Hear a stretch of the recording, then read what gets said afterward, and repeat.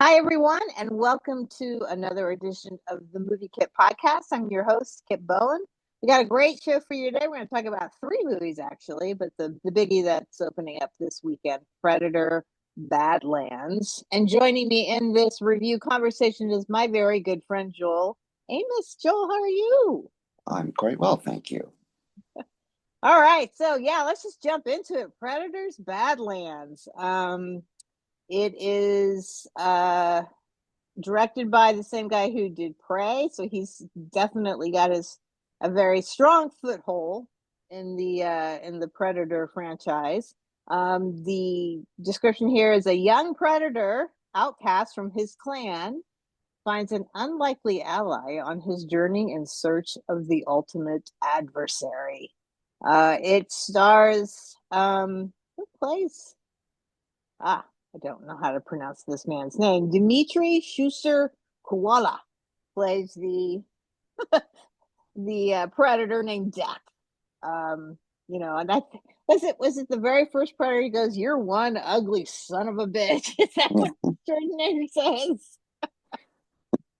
Yeah, they aren't the most pretty of aliens, but certainly very fierce, Hmm. very Klingon like. I think. Anyway, Yes. also stars Elle Fanning as Thea, who is a synthetic, um, who's stranded on this very dangerous planet. And really, basically, it's just those two for this film for the most part, plus all the horrifying monsters and things that live on this planet. I'm gonna let you start us off, Joel. What did you think of Predator Badlands? Well, I shouldn't be surprised because I absolutely loved Prey. Me too. Um, I um, I really liked it. Like it kicked butt. Like I don't know if I caught my breath yet. Like it was so thrilling, exciting. I like loved the relationship between the two that developed over the course of the film. Uh, I like Elle Fanning in general, but like I'm kind of hit and miss with her and her performances. Sometimes I think she's miscast. Hmm. And when I first read about it, I was like, well, here she goes taking a role that maybe she shouldn't have. But oh, I was wrong. Uh, I'm glad to be wrong because, I think action heroine is something that we never would have thought would be in her resume, and good for her. I thought she was great. I thought the cinematography and the production design was actually really top notch, and it definitely earned its title, Badlands. I mean, it certainly is a landscape filled with not very good things. Yes, Um, so yes. yeah, it was fun. It was a lot of fun. I think they were smart because Prey, got released straight to Hulu.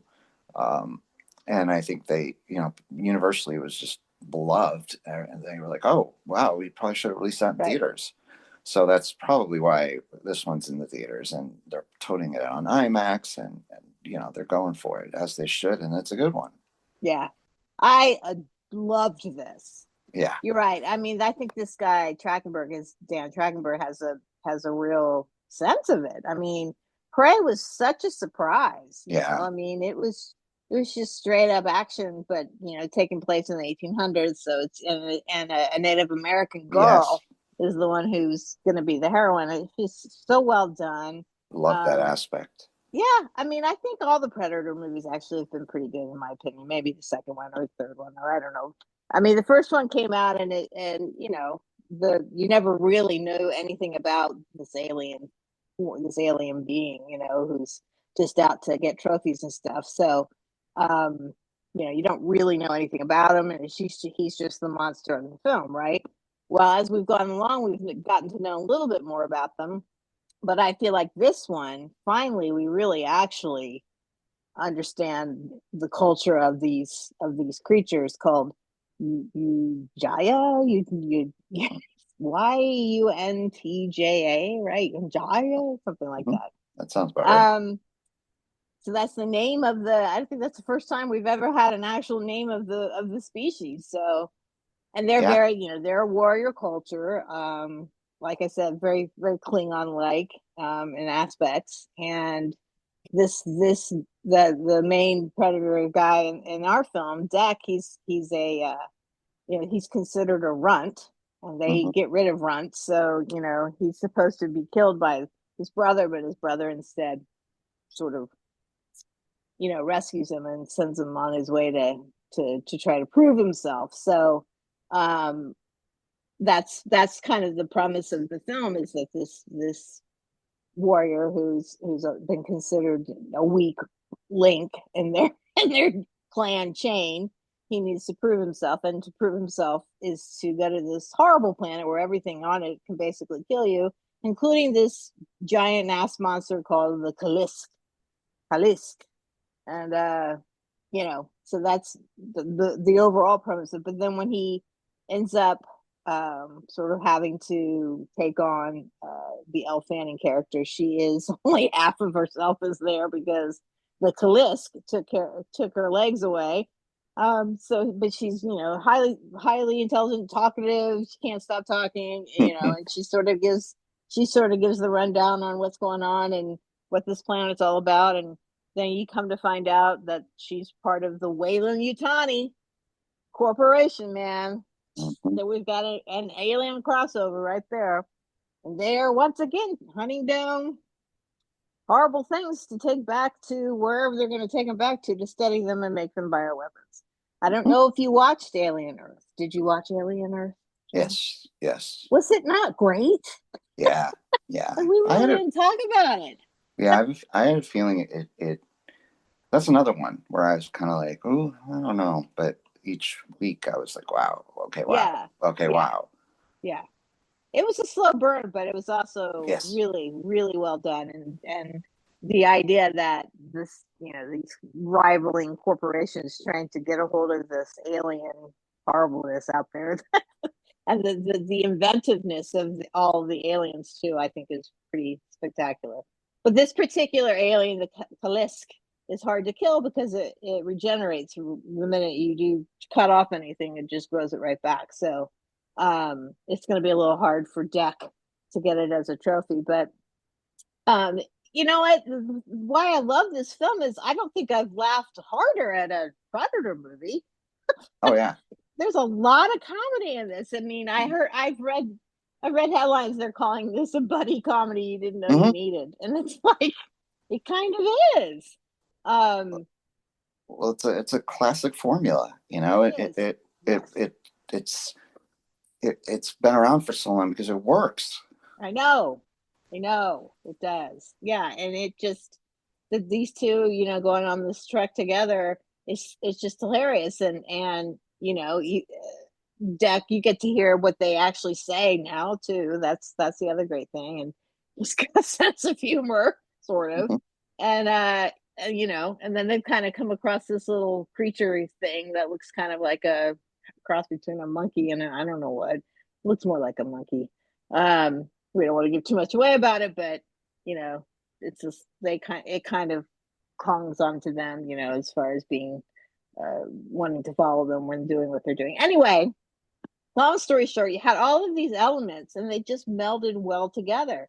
So you have the Predator, you had all the great weapons that the Predator has, and you have all of the action, lots and lots of great action. But then you've got this sort of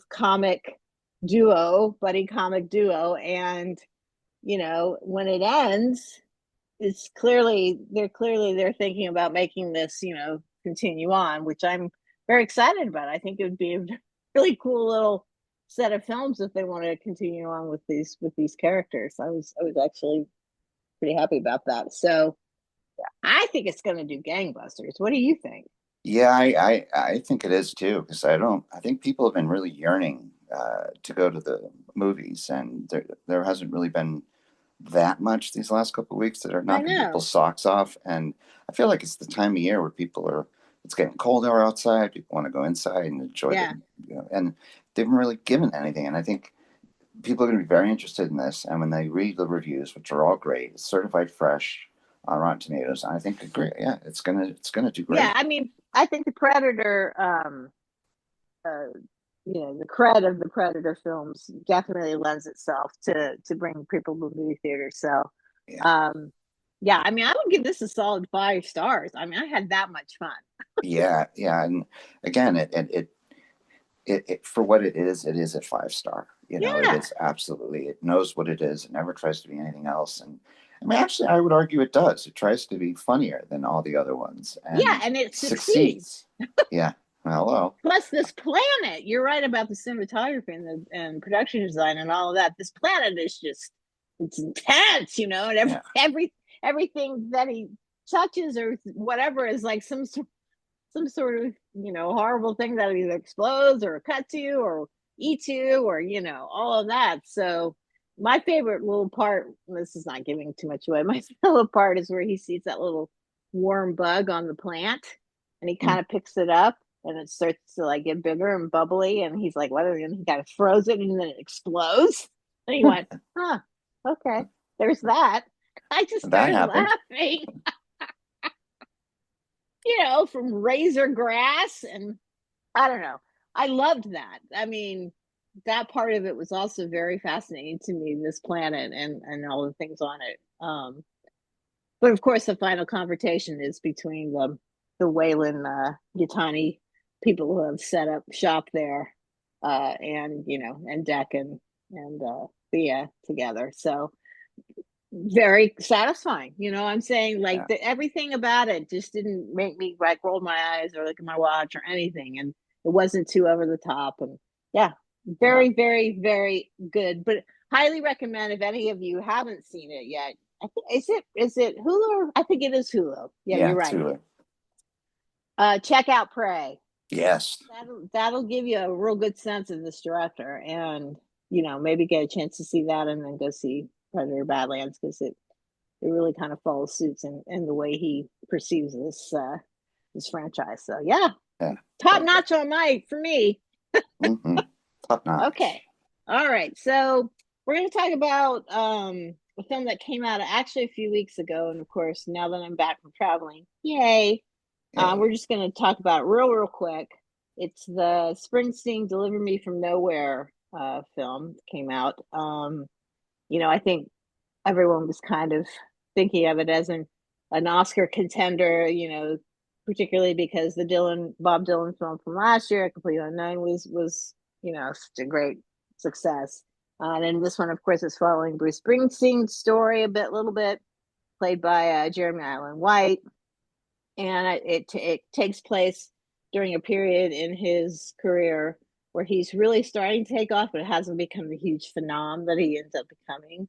And he has this, I guess, Springsteen himself has struggled with depression and mental health issues his life. So this sort of looks at that period of time after he comes off of a tour, and then he's, you know, kind of spirals into this dark place and ends up writing some. I guess I'm not a Springsteen fan, so going into that was always going to be a bit of a, you know, a not a negative for me, but this time period that they focus on, he's written some of his great songs like Nebraska and things like that. So, but I'll start first. I don't know. There was just Jeremy Allen White is fantastic. He really does a great job.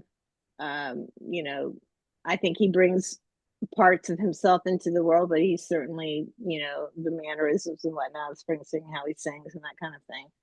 Um, but it bored me. I mean, even though you know he is creating some great music that becomes some of his best that he's ever done in his career, and it's right before the Born in the USA situation where he becomes a phenomenon. um I don't know, I just didn't feel like there was no conflict to me, and it kind of goes on and on and on. And I mean, you know, it kind of flashes back to his childhood. His father also clearly suffered from mental health issues as well, and was sort of an alcoholic, and you know that kind of tortured artist type thing. But I don't know, it was not compelling for me, and it just kind of plodded along, and I was really wanting it to end. I was wanting it to get to a part where like, oh yeah, boom, we do it, you know, and everyone's like kind of waiting for that part, you know, and they kind of comes at the end sort of. But it's just it just didn't do anything for me. I just really, really was just kind of disappointed by it. How about you? The word I use to describe this movie is it just felt limp. Yes. It just kind of hobbled along, and there was no real spine to it. There was nothing central holding it all together. And I think I know what they were trying for, but that's not Hmm. what we got. Yeah. And I think in some ways this perhaps, I don't know, but I don't think Scott Cooper maybe was the best person to do this. Right. What has You he look at directed? he's directed. He did Hostiles. Remember that movie with Christian Oh Bale? yeah. Yeah. Um, Oh, which I like thought was great. westerns. Yeah. Okay. Yeah, a lot of Gotcha. restaurant. Out of the Furnace is another one again with Christian Bale, um, uh, Crazy Heart. Ryan Gosling. Crazy Heart. It was probably why Yeah. they felt like he was good. But Right. the thing is, he's also the writer here, so it sounded like this was his baby. But Yeah. so I don't see a way to get anyone but him to do it. But that being said, I think it needed somebody with a firmer hand on the music biopic kind of thing. And Yeah. Go I've ahead. said it. Tell us I've said your. this is my biggest Yes. cinematic pet peeve is when Yep. they do a music biopic and they get it wrong, Yep. because they don't remake these. Like you Yeah. don't see like the Hank Williams one that Tom Hiddleston was amazing in, but the movie was not that great. Yeah. Well, that's a guy whose story really needs to be told, but we're never going to have that chance. Right. Um, and they did something. Like I think the best thing you can do is focus kind of on one period, one block, and let that Yeah. be emblematic of that person's life rather than trying to tell the whole tale. And they did that here, Right. but so what? Like it's I know, it's that's like, I'm sorry that you suffer from that. I mean, it can be very debilitating. And sometimes, I mean, how many tortured artist films have we seen in our lifetime? There's a lot, right? yeah, yeah, So yeah. always it seems like when they're at their deepest, darkest places, sometimes their most, creative work comes out. I get it. Yeah, yeah. Well, that's I why get it. But it's like, like Dewey Cox, like yeah, like that's why it's so hilarious, because it really nails some of these tropes, and like the flashbacks and the wrong child died, like how yeah, that haunts him, and it's like, okay, we have a flashback just like that. Oh, and then Ray, they flash back, and again, it was a yeah, brother that should have blah blah blah, and yeah, yeah. um, Well, so Ray, it's I like, mean, he grew up in, horrible poverty yeah, and that's right, black and all that kind of stuff. So yeah, that's a lot to overcome, right? right, But right. even in a complete unknown, thankfully we don't have any flashbacks in that Mm-mm. one. It But was just straightforward. we do see the rise of Mm-hmm. Bob Dylan, right? That's the thing that was compelling, is that he came on the scene as sort of this unknown, you know, great storyteller, telling, in his music and loving, Woody Guthrie and all this kind of stuff, and coming into that, becoming this folk, legend, this folk icon, right? Folk song icon. And then chucking it, because he's a musician rather than just being this kind of a person. He wants to do other things. He wants to branch out. And you had Joan Baez, and you had Woody Guthrie, and you had all these other sort of characters in his life that helped get him started. So for me, that was compelling. And Chalamet's performance was amazing too. And so that for me, that was what that movie made that movie so interesting. It was just seeing his rise. But this one, he's already kind of successful, right? He's already Yes. made his name. People know who he is. He's not Mm-hmm. the huge star he becomes, but he's still very well known. And he comes off of the tour, and and then okay, so then he's just sitting around making songs and watching Badlands. I talk about another movie, the Mm-hmm. Badlands, and became about Charlie Starkweather, and then coming up with these, and then he sort of has this girlfriend that he kind of blows off, and I don't know why, and I I don't know. Maybe if it was the woman that he ends up finally marrying, Bruce Patty, I can't pronounce her last name, but I know she comes later in his, they meet up later, but still, I kept kind of half thinking maybe that character would show up, you know? I don't Mhm. know. It just, Something. this is blah. Yeah, It's too bad. I feel like it That's too bad. started with its crescendo, like Yes, yes.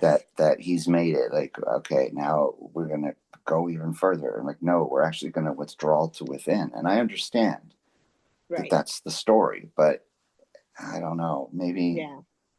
yeah, I don't know. It was kind of a mess. Well, it's a shame. He actually still might get a nod out of it, Jeremy Allen White. We'll see. Maybe, But I mean, he does his best. He's a great actor, and yeah, I think he really embodied Springsteen for sure. But yeah, just not really up to par of what we've been seeing, you know, of that kind of ilk. So we'll see. right. I mean, I probably would have given this 2.5 stars just because Jeremy Allen White was good. I don't know. What about you? 2.5. Yeah, yeah. Yeah, it's one of these things Anyway, that and I saw it with my worth to see. mom too. She's, you know, she loves music of all kinds. She loves Dylan much more than she loves Springsteen. So I took her to see A Complete Unknown. I just gog over that film. She loved it, and for me too, because you know I'm kind of a Dylan. I mean, I like some Dylan, but there's just the way it was presented in that film was just you made you like the music, right? Hmm. Springsteen, sorry, still not gonna. I'm so sorry. I know, I know. I'm in the minority on that one. So anyway. All right, so we're going to finish up with talk about another film that is actually coming out this week on weekend, Nuremberg. Now I have heard some pretty good things about this, but it takes place, you know, after World War II, and we all know the Nuremberg trials that put most of the you know head of the Nazi organizations to task and you know jailed and that kind of things. But this one, I'll read the description. A World War II psychiatrist evaluates Nazi leaders before the Nuremberg trials, growing increasingly obsessed with understanding evil as he forms a disturbing bond with Hermann Goring, played by Russell Crowe. The psychiatrist is based on this psychiatrist. Actually, somebody wrote a book about this psychiatrist. I think what's his name, Douglas Kelly, played by Rami Hmm. Malek in the film. I just read recently that he actually died very soon after the Nuremberg trial, so killed himself, I think.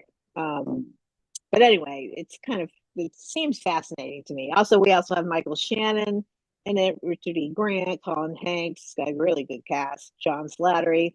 So I didn't get a chance to see it yet, but I plan to. What did you think of Nuremberg? Um, I mean, it's weird to use these words to describe Nuremberg, but I loved it. Yeah, I loved it. It was really powerful. I mean, Russell Crowe, holy crap! Like, right.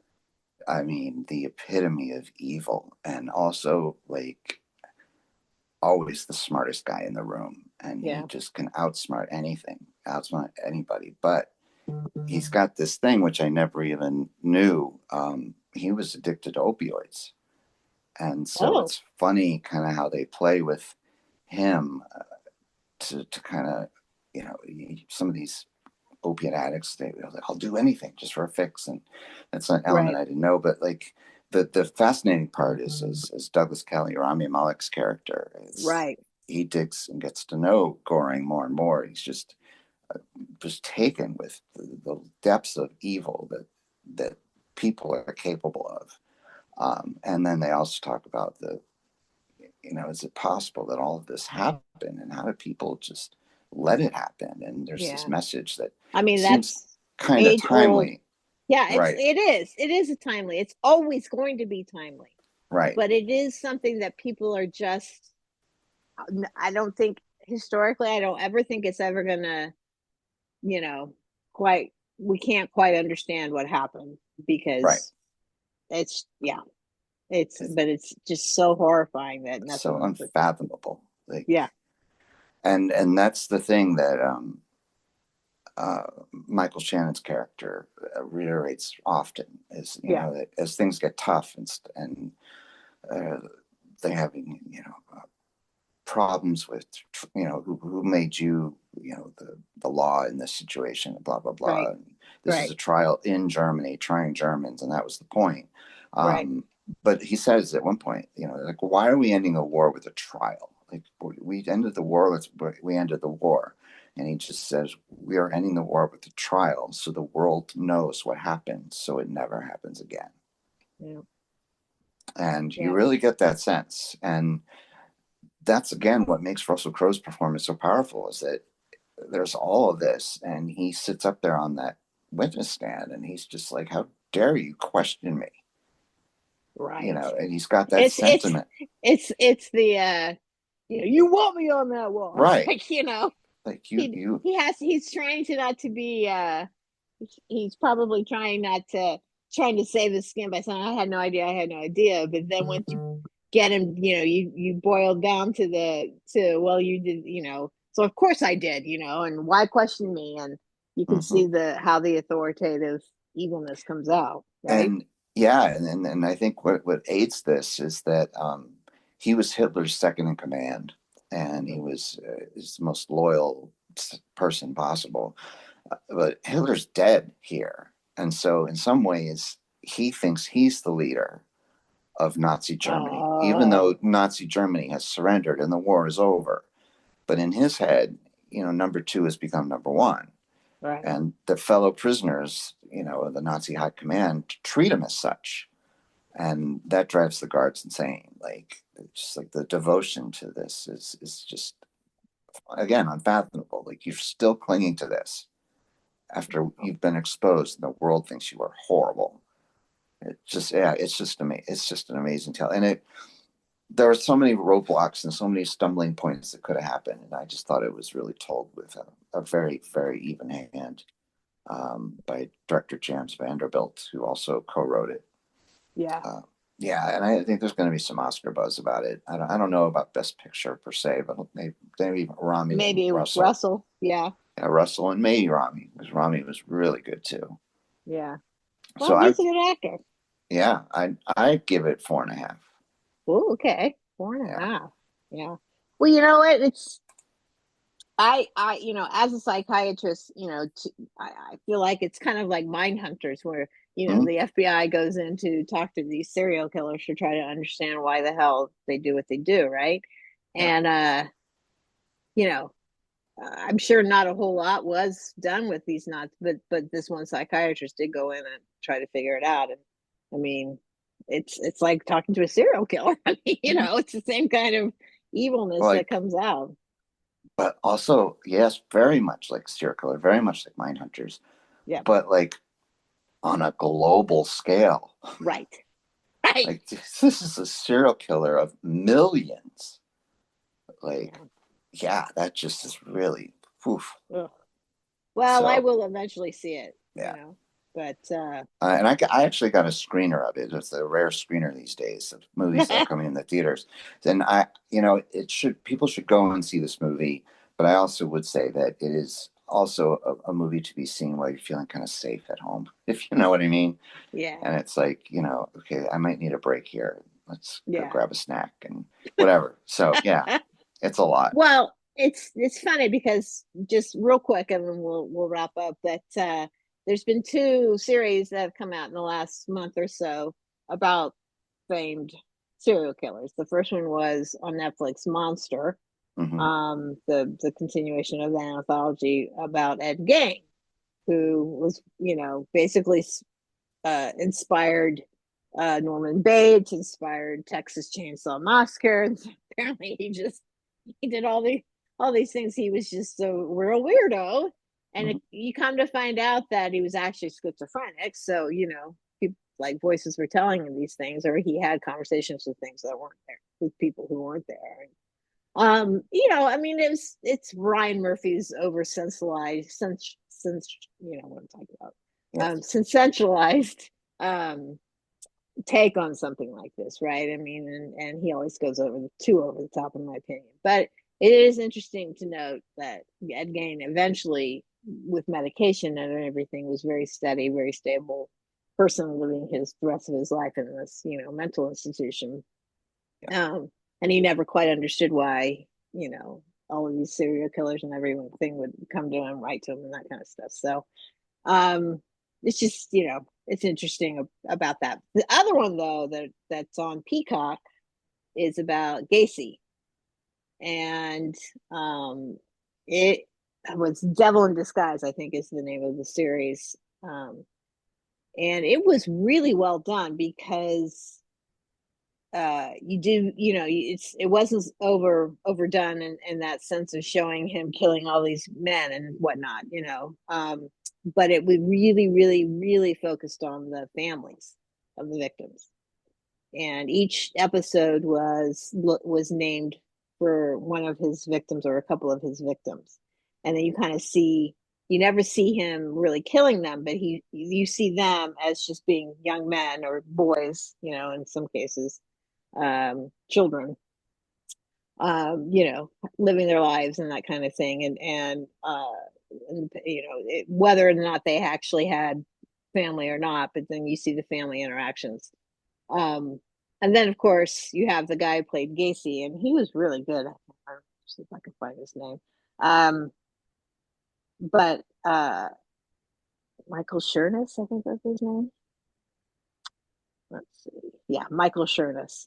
And then you have his side of the story too. And basically this series starts when he's about to get when he finally gets captured, basically, when he finally gets arrested. They finally go into his home and find about, I think it was like 30 graves underneath his house, and just horrifying. But it was well done in the sense that it was one of the first ones that really focused on the family, and what they all went through, and even up to the point when Gacy's going to be executed. I mean, they kind of go all the way to that point, when the families are in this room waiting to be taken into where he's going to get executed and stuff. And it's just, like I said, I think it's well worth a watch if you're kind of into that kind of stuff, which apparently I am.